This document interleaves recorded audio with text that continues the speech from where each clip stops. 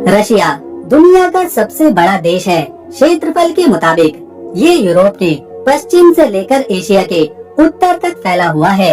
1,71,00,000 square kilometre के area में ये देश फैला हुआ है। यहाँ बहुत से मॉडर्न शहर हैं और कई इलाके ऐसे हैं जिसमें आज भी प्राचीन परंपराओं पर चलने वाले लोग रहते हैं। और एक ऐसा ही गांव है यहाँ पर जिसका नाम है चुकोतका। इस जगह एक बेहद ही अजीब परंपरा निभाई जाती है। जब यहाँ पर कोई पुरुष मेहमान बनकर आता है या कोई पुरुष अजनबी बनकर आता है तो उसका स्वागत यहाँ कुछ खास तरीके से किया जाता है। गांव के लोग उस अजनबी या मेहमान पुरुष के सामने अपनी अपनी पत्नियों को खड़ा करते हैं और खुद कहते हैं उसे जो भी महिला पसंद है वो उसे रात भर अपने साथ रख सकता है। वो महिला उस अजनबी पुरुष का पूरा ख्याल रखेगी, उसके लिए खाना बनाएगी, बिस्तर लगाएगी, तैयार होगी और उसे एक पत्नी का सुख भी देगी। ये सब इस जगह की परंपरा का एक अहम हिस्सा है। अगर रात बिताने के बाद महिला गर्भवती हो जाती है तो फिर पूरा गांव इसके लिए जश्न मनाता है। इसी तरह की परंपरा अलास्का के भी कई हिस्सों में निभाई जाती है। पति की सहमति से एक अजनबी पुरुष के साथ संबंध बनाना यहाँ पर आम बात है, क्योंकि इनके पूर्वज पहले से ऐसा करते आए हैं। चुकोतका की महिलाएं काफी मेहनती होती हैं, जो घर की सारी जिम्मेदारी खुद उठाती हैं। घर के बाहर के काम तो ये करती ही हैं, साथ ही साथ घर के अंदर के भी सारे काम इन्हें ही करने पड़ते हैं। पति की सहमति से किसी भी अनजान पुरुष के साथ सोने के लिए ये हमेशा तैयार रहती हैं। अगर कोई अनजान पुरुष गांव की महिला के साथ सोने से मना कर देता है तो उसे यहाँ के लोग अपना अपमान समझते हैं। उनका मानना होता है कि वो अपनी सबसे प्यारी यानी पत्नी उन्हें सेवा करने के लिए दे रहे हैं और वो अजनबी पुरुष उनकी पत्नी की सेवा लेने को तैयार नहीं है। ये पूरे गांव का अपमान है। इससे वो काफी दुखी हो जाते हैं। इसीलिए कोई मेहमान या अजनबी पुरुष चाह कर भी इनकी पत्नियों के साथ सोने से मना नहीं कर पाता। इस पूरे इलाके में जमा देने वाली सर्दियाँ पड़ती हैं, जो साल में 8 से 9 महीने तक चलती हैं। इनका जीवन बहुत ही सख्त परिस्थितियों में बीतता है। फिर भी ये महिलाएं अपने घर की सारी जिम्मेदारियां तो उठाती ही हैं, साथ में बच्चों को तब तक ज्यादा ध्यान से पालती हैं जब तक वो 10 साल के ना हो जाएं, क्योंकि यहाँ थोड़ी सी भी लापरवाही किसी भी छोटे बच्चे को तुरंत बीमार कर देती है। जहाँ रूस में कई इलाके ऐसे हैं जहाँ बहुत ही कम लोग रहते हैं, अपनी परंपराओं के साथ जीते हैं, तो रूस का बहुत बड़ा हिस्सा अब ऐसे शहरों में रहना पसंद करता है जहाँ सभी चीजें आधुनिक हों। ये है रूस की राजधानी मॉस्को, रूस का दिल।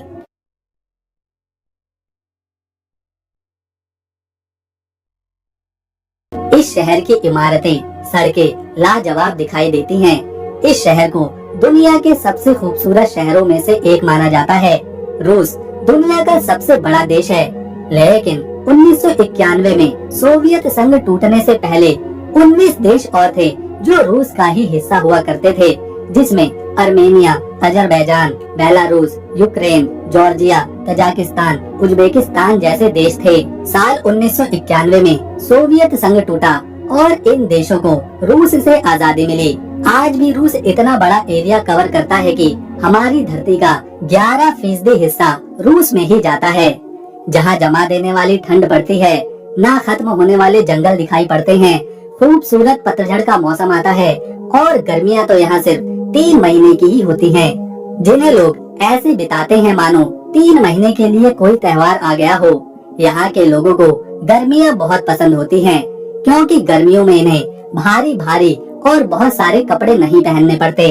इसके अलावा यहाँ की महिलाओं को किसी दूसरे देश के मुकाबले भारतीय पुरुष बहुत पसंद होते हैं। इसीलिए ऐसे बहुत से लोग हैं जो रूस अगर घूमने भी गए हैं तो उन्हें वहाँ बहुत सी ऐसी महिलाएं मिल जाती हैं जो उनसे शादी करना चाहती हैं। कई भारतीय पुरुष हैं जिनकी शादियाँ रूसी महिलाओं के साथ भी हुई है। ये देश इतना बड़ा है कि अगर कोई इसके एक हिस्से में है तो वहाँ दिन का समय होता है, और अगर कोई इसके दूसरे हिस्से में है तो वहाँ रात का वक्त होता है। यहाँ पर 11 टाइम जोन हैं। एक ही समय में इस देश में 11 अलग अलग टाइम होते हैं, और ऐसा सिर्फ रूस में ही देखने को मिलता है और किसी भी देश में नहीं। दुनिया भर में रूसी महिलाएं व्यापार करने जाती हैं, फिर चाहे वो थाईलैंड हो, वियतनाम हो या फिर भारत, हर जगह ये मौजूद होती हैं। इन्हें दुनिया की सबसे खूबसूरत महिलाओं में से एक माना जाता है। इनके सुनहरे बाल, दूध की तरह सफेद रंग इन्हें और ज्यादा सुंदर बना देता है। रूस के अगर एक बिंदु से यात्रा शुरू करी जाए और इसके आखिरी बिंदु तक पहुंचा जाए तो वहां तक पहुंचने में 7 दिनों का समय लगता है। रूस के लोगों को बियर पीना बहुत पसंद है।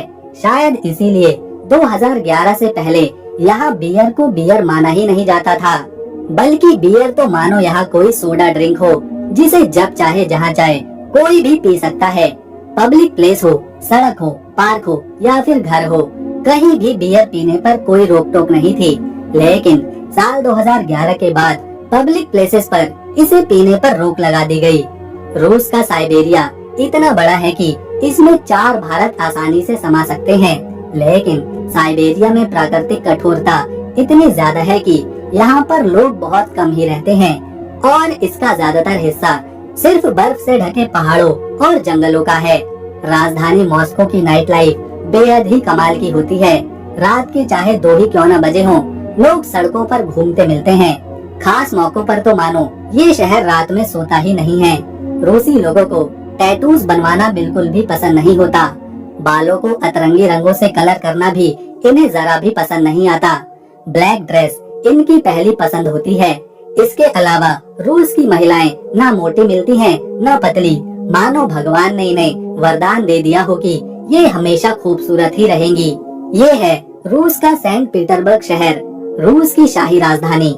ये शहर अपने अंदर पूरे रूस का इतिहास, संस्कृति और कला को समेटे हुए है। यहाँ देखने को मिलते हैं बड़े बड़े महल, पुरानी इमारतें, स्टैचूज और शानदार चर्च, जो बताते हैं ये देश पहले से ही कितना खूबसूरत है।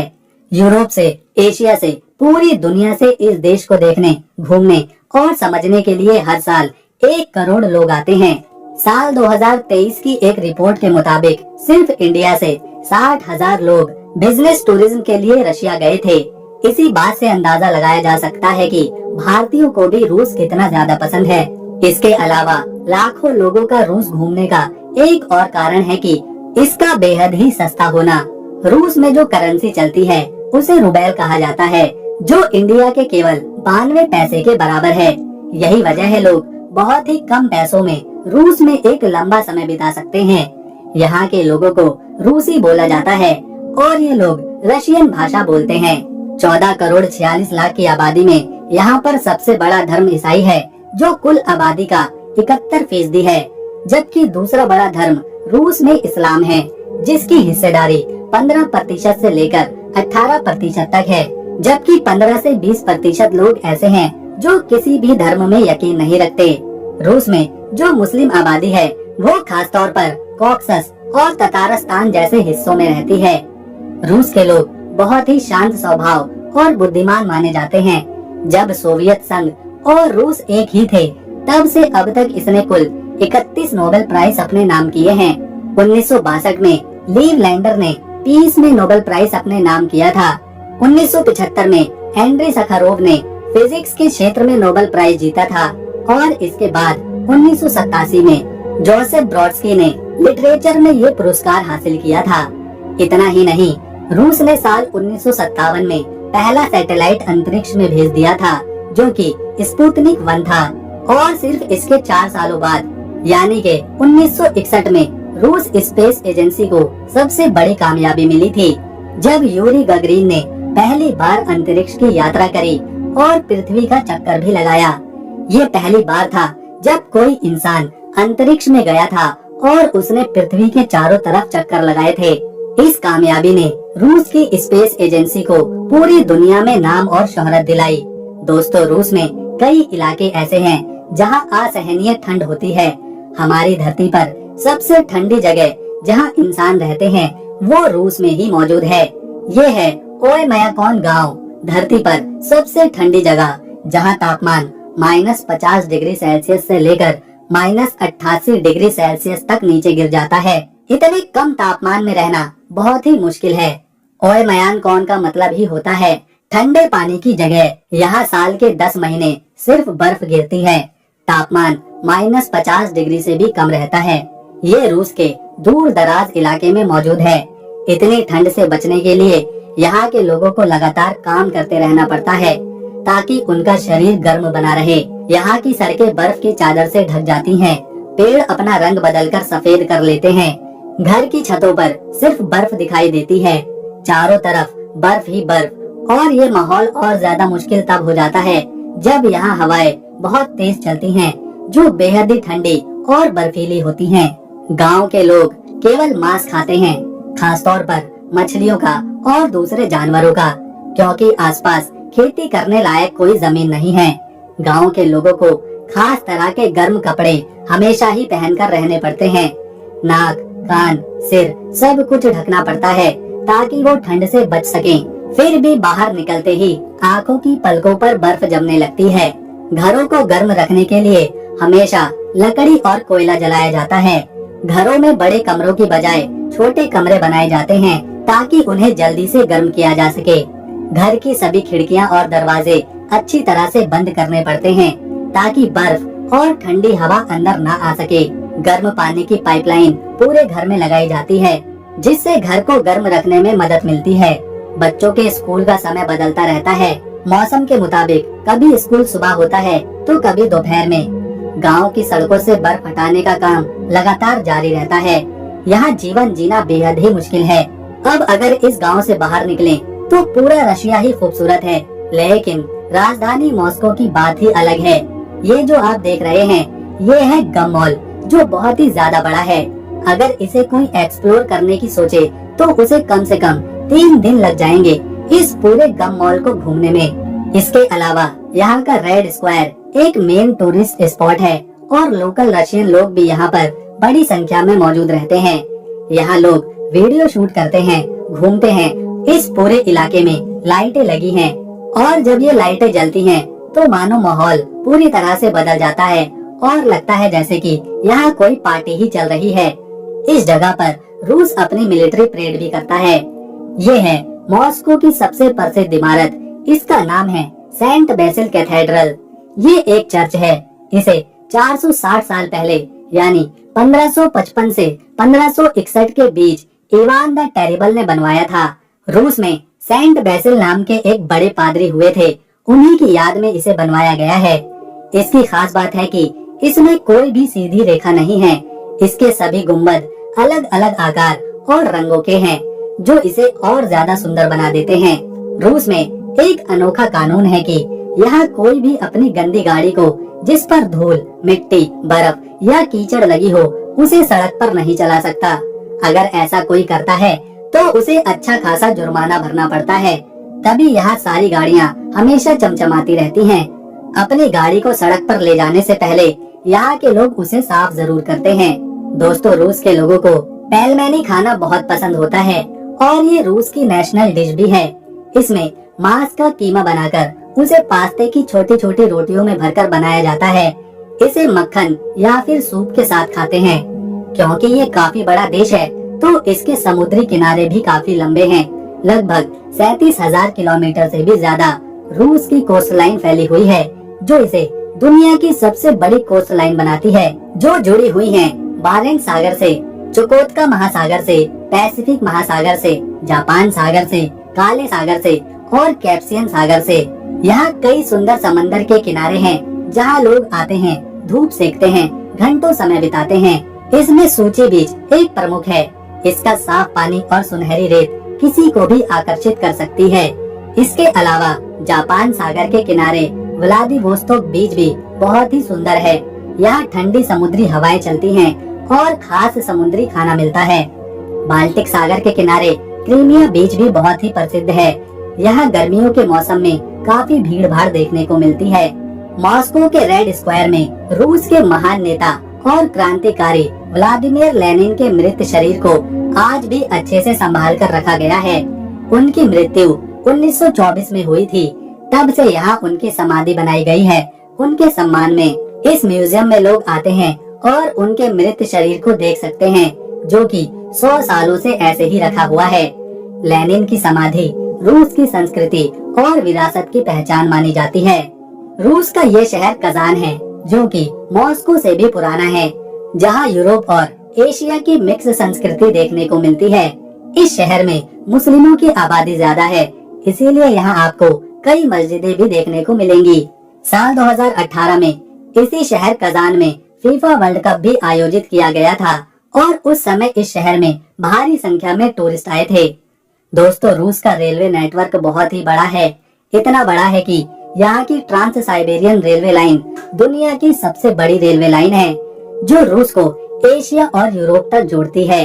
ट्रांस साइबेरियन लाइन 93,000 किलोमीटर लंबी है। रूस के सेंट पीटरबर्ग में कई लोग ऐसे हैं जिनके बाल लाल हैं। उनकी पहचान उनके बालों से होती है। साल 2010 में सभी लाल बाल वाले लोगों ने सेंट पीटरबर्ग में एक त्योहार की शुरुआत करी, जिसे सितंबर के महीने में मनाया जाता है। इस दिन सभी लाल बाल वाले लोग एक साथ सड़कों पर निकलते हैं, संगीत बजाते हैं, नाचते हैं और अपनी एकजुटता दिखाते हैं, फोटो खिंचवाते हैं।